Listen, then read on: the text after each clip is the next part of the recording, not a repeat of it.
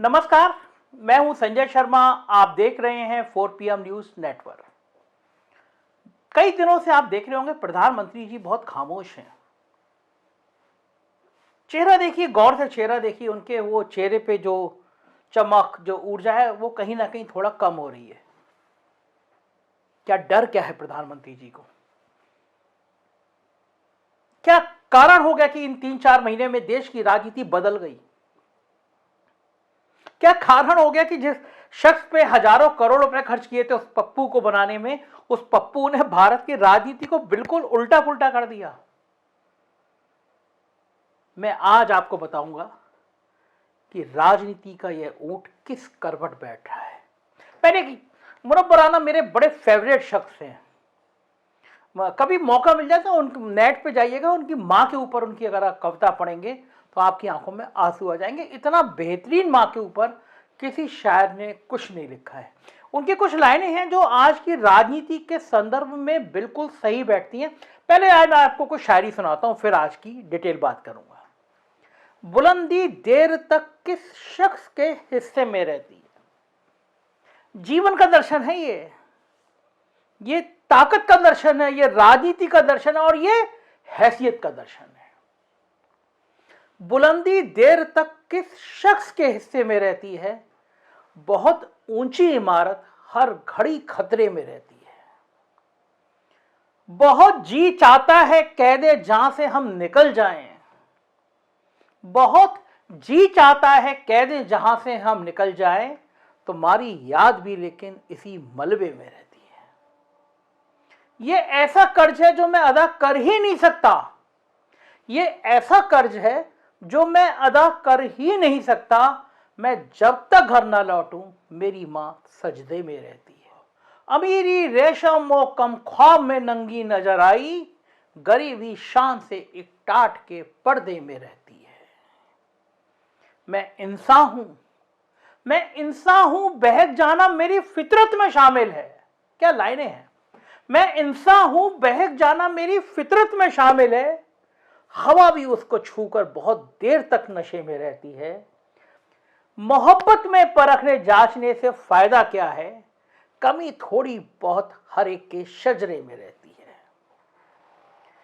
ये अपने आप को तकसीम कर लेता है सूबों में। बहुत अच्छी लाइनें हैं, राजनीति के दिमाग में चश्मे में रख के सुनिएगा। ये अपने आप को तकसीम कर लेता है सूबों में, खराबी बस यही हर मुल्क के नक्शे में रहती है। अब आप सोचेंगे कि अब हो क्या रहा है। जब देश की राजनीति बदलने लगे, शहजादे, आपको याद होगा ना, प्रधानमंत्री जी ने कहा था शहजादा। राहुल गांधी पे कटाक्ष करते थे शहजादा। जब शहजादे सड़क पर बेखौफ घूमने लगे, शाह साहब के जादे शाहजादे क्रिकेट बोर्ड चलाने लगे, तो समझ जाइए कि हिंदुस्तान बदल रहा है। ऐसे बदल रहा है जैसे जोशीमठ का इकोसिस्टम। लेकिन जब सियासत का इकोसिस्टम आदमी को रोजमर्रा की जिंदगी जीना दूभर बना दे, तो अक्सर राजा मूक दर्शक बने रहने में ही अपनी भलाई समझते हैं। अगर इन सब के बीच राजा बॉस की भूमिका में आकर करेंसी नोट बंद करने लगे, किसानों की किसानी कारपोरेट के हवाले करने का कुचक्र रचने का कानून बनाने लगे, नौजवानों को रोजगार के अग्निपथ पर चलाने लगे, तो ऐसे में शहजादों के पास सड़क से संसद तक की शुचिता बचाने के अलावा दूसरा रास्ता कोई बचता ही नहीं, और वाकई में नहीं बचता। और दरअसल यही आजकल हो रहा है हमारे देश में। अग्निवीर एक नई योजना, और जब अग्निवीर पर बात करी तो कह दिया गया कि ये तो आतंकवादी हैं, देश तोड़ना चाहते हैं। सेना पे अगर सवाल पूछ लिया गया, सेना की तैयारियों की बात कर ली गई, कह दिया गया कि सेना में आपकी नीतियों के कारण असंतोष हो रहा है, तो आप देशद्रोही हैं, आप पाकिस्तान समर्थक हैं। और हकीकत में राहुल गांधी ने सेना के लिए क्या कहा, आज राहुल गांधी ने अपने मुंह से समझाया तो पूरे देश को समझ आया। सुनिए अग्निवीर को लेके राहुल गांधी क्या कहते हैं। जो सैनिक को तैयार करने में 5, 10, 15 साल लगते हैं, मिसाइल चलाने में, रॉकेट चलाने में, हथियार को ठीक से चलाने में जो टाइम लगता है उसको भूल जाइए। सिर्फ 6 महीने की ट्रेनिंग की जरूरत है, 4 साल बाद घर वापसी। तो ये वायदे नरेंद्र मोदी जी ने और बीजेपी ने तोड़े हैं। जब मैं ये बात उठाता हूं तो कहते हैं मैं सेना के विरोध बात कर रहा हूं। मैंने बोला था, प्रेस के मित्र हैं, ये भी उनकी बात करते हैं कि देखो भैया, समझ गए आप, मैं सेना की बात उठा रहा हूं। मैं कह रहा हूं कि 15 साल आप सर्विस देते थे, 80,000 युवाओं को देते थे, पेंशन देते थे, अब नहीं दोगे। पहले ट्रेनिंग देते थे, सालों के लिए ट्रेनिंग देते थे, अब 6 महीने की ट्रेनिंग दोगे। अग्निवीर योजना वो लाए और मैं सेना के खिलाफ बात कर रहा हूं। मैं सेना की रक्षा कर रहा हूं, मैं सेना का आदर कर रहा हूं। समस्या यही पैदा हो रही है। मोदी जी के चेहरे की उदासी इसी समस्या की वजह है। इस शहजादे के संग में देश चल पड़ा है। किसी ने सोचा नहीं था शहजादा चलेगा तो गांव के आदमी आम आदमी की तरह चलेगा। गांव का आम आदमी उस शहजादे को अपना बेटा, अपना भाई समझने लगेगा। बच्चे, बूढ़े, महिलाएं, नौजवान सब शहजादे के साथ चलने लगेंगे। समझ में आ जाएगा देश का कौन शहजादा है और कौन राजा है। हर जगह जहां पे भारत जोड़ो यात्रा पहुंच रही है, उमड़ती हुई भीड़ इतिहास रच रही है, एक नया विश्वास पैदा कर रही है। जब राहुल गांधी चले थे तो बड़े बड़े कमेंट हुए थे कि केवल दक्षिण के राज्यों में सिमट जाएंगे, राहुल गांधी की हैसियत नहीं है, पैदल चल नहीं पाएंगे, उनके साथ लोग नहीं जोड़ेंगे। क्या क्या नहीं कहा गया। मेरे मुंह से मत सुनिए, राहुल गांधी के मुंह से सुनिए कि क्या क्या कहा गया। शुरुआत की थी तो लोगों ने कहा कि देखिए केरला में जो रिस्पांस मिलेगा, जो केरला में रिस्पांस मिला वो कर्नाटक में नहीं मिलेगा, बीजेपी के स्टेट में नहीं मिलेगा। पता लगा कर्नाटक में केरला से भी बेहतर रिस्पांस।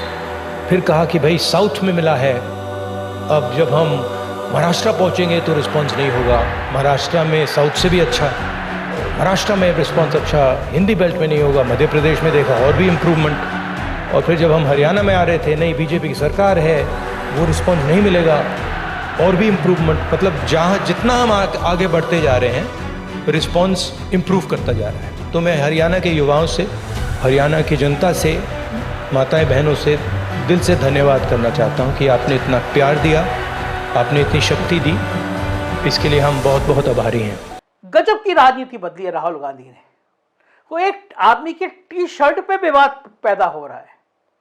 दूसरी बात, राहुल गांधी की बड़ी हुई दाढ़ी, माथे पे लगे टीके ने सारी हिंदुत्व की राजनीति को उल्टा पुल्टा कर दिया। जो लोग हिंदुत्व को ब्रांड समझते थे, उन्हें बता दिया है कि हिंदुत्व वो नहीं है जो मुसलमानों से नफरत करे। उन्हें बता दिया है हिंदुत्व वो नहीं है जो कहीं समाज में बंटवारे की बात करे। राहुल गांधी ने बता दिया हिंदुत्व वो नहीं है जो किन्हीं भी दो भाइयों के बीच में दरार पैदा करे। और पूजा करते हुए राहुल गांधी की तस्वीरों ने तो भारतीय जनता पार्टी के पेट में दर्द कर दिया है। तस्वीरें देखिए, पूजा करते हुए, आरती करते हुए, हवन करते हुए। ये तस्वीरें अब तक भारतीय जनता पार्टी की पेटेंट हुआ करती थी, कॉपीराइट था कि ये तस्वीरें तो सिर्फ हमारे नेता कर सकते हैं, राहुल गांधी कैसे कर सकते हैं। चैलेंज दिया करते थे, राहुल गांधी पूजा करके दिखाओ, मुसलमान भड़क जाएंगे। लेकिन देश के मुसलमानों को ये पूजा अच्छी लग रही है। देश के मुसलमानों को लग रहा है ये वो पूजा है जिसके सजदे में, जिसके पूजा में, जिसकी आरती में हर मजहब के लिए प्यार है, हर मजहब के लिए सम्मान है। ये वो पूजा नहीं है जो नफरत सिखाती है, ये वो पूजा है जो दिलों में प्यार सिखाती है, ये वो पूजा है जो सच में मोहब्बत की दुकान खोलती है। और जब राहुल गांधी निकल रहे हैं तो भीड़ जुट जा रही है, फौजी लोग जुट जा रहे हैं। हरियाणा में पहुंचे राहुल गांधी, बड़ी संख्या में फौजी जुड़ गए। फोटो देखिए, general Deepak Kapoor, lieutenant general R K Hooda, lieutenant general V K Narula, lieutenant general Satveer Singh, lieutenant general Dharmendra Singh, colonel Jitendra, colonel Pushpendra Singh, lieutenant general DS Sandhu, major general Vishambar Dayal. कौन नहीं आ रहा है? कौन नहीं आ रहा है? ये लोग कह रहे हैं, आप सही कह रहे हैं। मेरे संग एक पिछले कुछ दिन पहले मेरे संग सेना का एक बड़ा अफसर बैठा हुआ था, हम लोग खाना खा रहे थे। वो कह रहा था कि आप लोग, मीडिया के लोग, असली मुद्दों की बात नहीं करते। हमारी कैंटीन के सामानों में कटौती कर दी गई, हमारी पेंशन खत्म करने की साजिश है, हमारी सुविधाएं कम कर दी गई, लेकिन ये पैसा कहां जा रहा है? क्या जरूरत है देश में एक हजारों करोड़ का नया पार्लियामेंट बनाने की? क्या जरूरत है हजारों करोड़ का एक हवाई जहाज खरीदने की? जिस देश में 80 करोड़ जनता के पास 2 वक्त की रोटी नहीं है, वहां पे ये अय्याशियां बुरी लगती हैं। हैरान हो गए हैं सब लोग। ऐसे शहजादों की संख्या सैकड़ों हजारों में हो गई है जो पैदल चल रहे हैं, और उसमें बेगूसराय का जेएनयू वाला कॉमरेड शहजादा कन्हैया भी है, जिसे पाकिस्तान भेजने की सलाह देने वाले बॉस के छोटे रिचार्ज यानी गिरिराज सिंह आज तक अपना पासपोर्ट भी नहीं बनवा सके ताकि वो पाकिस्तान जाने की सोच भी सके। दरअसल बॉस के शब्दों में शहजादे अपने सहयोगी शहजादों के साथ 3,500 किलोमीटर की दूरी पैदल नाप चुके हैं। उनको उम्मीद ही नहीं थी कि शहजादा 3,000 किलोमीटर चल सकता है। रास्ते में हर जगह उनके बॉस की कृपा से विकास की अंधी सुरंग से गुजर रहे लोगों की हजारों टोलियां मिलती रहती हैं जो पूछते हैं विकास कहां है? हमारे यहाँ सड़क नहीं है, हमारे यहाँ अस्पताल नहीं है, हमारे यहाँ खाने को पैसे नहीं है, हमारे रोजगार छिन गए, विकास है कहां? सबके सब ने उनके बॉस और उनकी नीतियों की कृपा की भरपूर दास्तानें शहजादे को सुनाई है। बॉस नोटबंदी के बाद जिस चौराहे पर आने की बात करते थे, वहां लोग अब तक बॉस के इंतजार में खड़े थे। बॉस तो नहीं आए, उनकी कृपा से शहजादा जरूर आ गया। बॉस ने देश को बाजार में तब्दील कर दिया, इसका क्रेडिट उनको जरूर मिलना चाहिए। मगर रुक जाइए, क्योंकि अभी वो खुद बाजार में नहीं आए हैं। ऐसी कृपा बरसी है कि हिंदुस्तान की 80-82 करोड़ जनता को बॉस ने बीच बाजार लाइन में खड़ा कर दिया है राशन के लिए। मगर अब लाइन हाजिर होने की जिम्मेदारी शायद बॉस की है, तभी वो कुछ बोल नहीं रहे, बिल्कुल धृतराष्ट्र की तरह चुप्पी लगाए बैठे हैं। शायद कुछ ही दिनों में उन्हीं की तरह बोल बैठे कि मैं तो सिर्फ हस्तिनापुर की भलाई चाहता हूं, संजय उवाच मुझसे ही कहेंगे। लेकिन हकीकत तो यह है कि नए साल की पहली दरमियानी रात उनके कुनबे का एक घोड़ा आधी रात को हस्तिनापुर में ही एक अबला लड़की को स्कूटी समेत 12 किलोमीटर तक घसीट के ले जाकर उसकी जान ले लेता है। बड़े बड़े होर्डिंग लगते हैं कि भाजपा का नेता है। राजधानी के अंदर एक अबला लड़की सड़क पे घिसट के जान दे देती है। अब ऐसे में हस्तिनापुर बचेगा कैसे, इसकी चिंता बॉस को बहुत हो रही है। साथ ही उनकी उससे भी ज्यादा उनके बॉस के भी बॉस माने जाने वाले लोगों को है। अंबानी भैया को लग रहा है कि ये मोहरा पिट गया तो आने वाले वक्त में शहजादा पूरे देश में सैकड़ों नंदीग्राम ना खड़े कर दे। शायद इसी चिंता में बॉस बोल नहीं रहे, खामोश हो गए। ऐसे में तकरीबन आधी सदी पहले धर्मवीर भारती, बहुत शानदार लेखक, मेरे फेवरेट लेखक, उन्होंने 72 साल के लोकनायक जेपी के ऊपर एक जो कविता लिखी थी वो अचानक प्रासंगिक हो चुकी है। कुछ लाइनें मैं आपको पढ़कर सुना रहा हूं, आप भी सोच रहे होंगे आज मुझे क्या शायरी और क्या कविता याद आ गई है। खल्क खुदा का, मुल्क बादशाह का, हुक्म शहर कोतवाल का। खल्क खुदा का, मुल्क बादशाह का, हुक्म शहर कोतवाल का। हर खासो आम को आगाह किया जाता है कि खबरदार रहें। हर खासो आम को आगाह किया जाता है कि खबरदार रहें और अपने अपने किवाड़ों को अंदर से कुंडी चढ़ाकर बंद कर लें। गिरा ले खिड़कियों के पर्दे और बच्चों को बाहर सड़क पर ना भेजें, क्योंकि एक 72 साल का बूढ़ा आदमी अपनी कांपती कमजोर आवाज में सड़क पर सच बोलता हुआ निकल पड़ा है।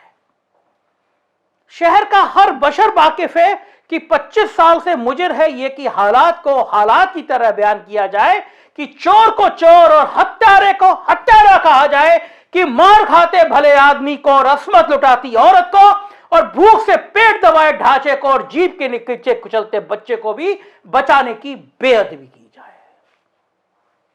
आज के दौर में और आधी सदी पहले के दौर में यदि तुलना करें तो सिर्फ इतना फर्क दिखता है कि आज जो सड़क पर निकला है वो 72 साल का नहीं बल्कि 52 साल का शहजादा है। और इस 52 साल के शहजादे ने बड़ी हुई दाढ़ी के साथ वो हालात पैदा कर दिए कि हरदम बोलने वाले, इतिहास का अद्भुत ज्ञान रखने वाले 3 शताब्दी के संतों को एक जगह इकट्ठा कर देने का करिश्माई प्रवचन देने वाले बॉस छुपे और उनके टास्क मास्टर को त्रिपुरा से राम मंदिर के लिए अयोध्या के टिकट कटवाने की बात करनी पड़ रही है।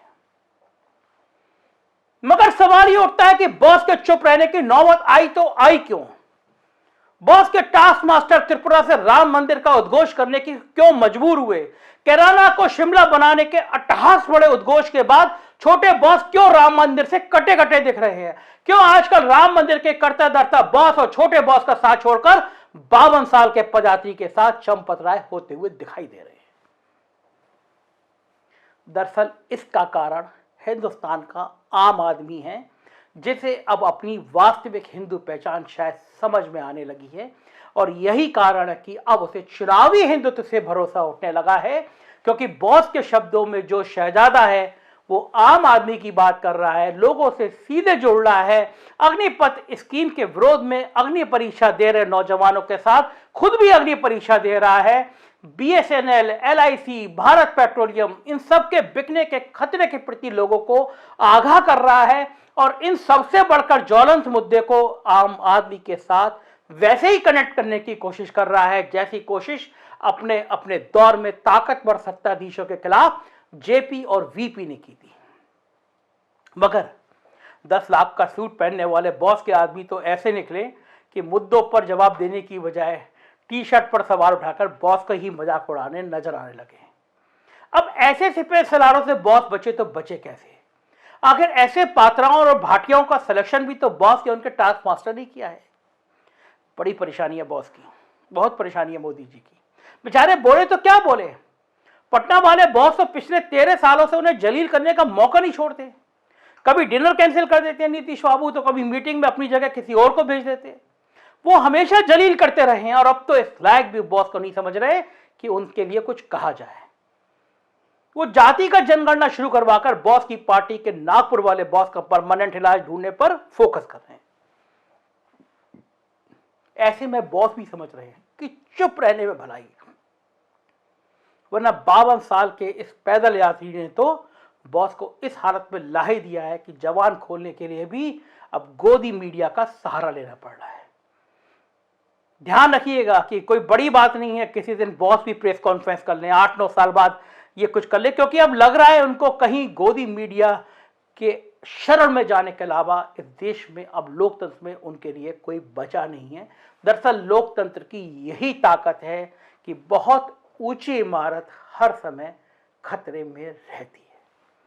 शुक्रिया 4 PM का साथ देने के लिए। जरूर देखिएगा लोकतंत्र की सच की आवाज हम बोलते हैं, डंके की चोट पर बोलते हैं, इसीलिए आपका प्यार मिलता है। उत्तर प्रदेश की खबरें देखना हो तो 4 PM UP, बिहार की खबरें देखना हो 4 PM बिहार और गुजरात की खबरें देखना हो तो 4 PM गुजरात। जरूर सब्सक्राइब करिएगा। धन्यवाद, शुक्रिया, थैंक यू।